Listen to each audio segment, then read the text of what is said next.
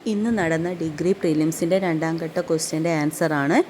India ഗാന്ധിക്ക് ശേഷം എന്ന പുസ്തകം എഴുതിയത് രാമചന്ദ്ര ഗുഹ. ഓപ്ഷൻ ബി ആണ് ശരിയുത്തരം. താഴെ കൊടുത്തിരിക്കുന്ന പ്രസ്താവനയിൽ ശരിയല്ലാത്തത്. രണ്ടാമത്തതിൻ്റെ ആൻസർ ഓപ്ഷൻ ബി ആണ്.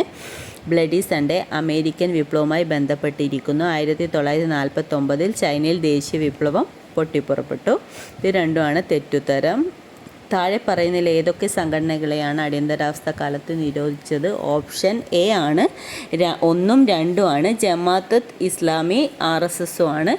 ലാഹോർ ഗൂഢാലോചന കേസിൽ 1931 മാർച്ച് 23 ആരെയാണ് തൂക്കിലേറ്റത്? ഓപ്ഷൻ ബി രാജ്ഗുരുവിനെയാണ് തൂക്കിലേറ്റത്. ഛത്തീസ്ഗഡ് മുഖ്യമന്ത്രി ആരാണെന്നുള്ള അടുത്ത ക്വസ്റ്റ്യനിൽ വിഷ്ണു ഡിയോ സായി ആണ് ഛത്തീസ്ഗഡ് മുഖ്യമന്ത്രി. ഓപ്ഷൻ സി ആണ് ശരിയുത്തരം. സമീപകാല ഇസ്രായേൽ ഹമാസ് സംഘർഷത്തിനിടയിൽ ഉടനടി വെടിനിർത്തൽ ആവശ്യപ്പെട്ട് UN ജനറൽ അസംബ്ലിയിൽ പ്രമേയത്തിന് അനുകൂലമായി വോട്ട് ചെയ്തത് ലൈബീരിയയാണ്. ഓപ്ഷൻ ബി ആണ് ശരിയുത്തരം. ഇംഗ്ലീഷുകാരില്ലാത്ത ഇംഗ്ലീഷ് ഭരണം എന്നതാണ് രാഷ്ട്രീയ സ്വരാജ് അർത്ഥമാക്കുന്നതെന്ന് വാദിച്ചത് ഓപ്ഷൻ ബി ആണ്. ഗാന്ധിയാണ്. 1604 സാമൂതിരിയുമായി വ്യാപാര കരാറിൽ ഏർപ്പെട്ട ഡച്ച് ക്യാപ്റ്റൻ ആരായിരുന്നു? വാണ്ടർ ഹോഗനാണ്. ഓപ്ഷൻ എ ആണ്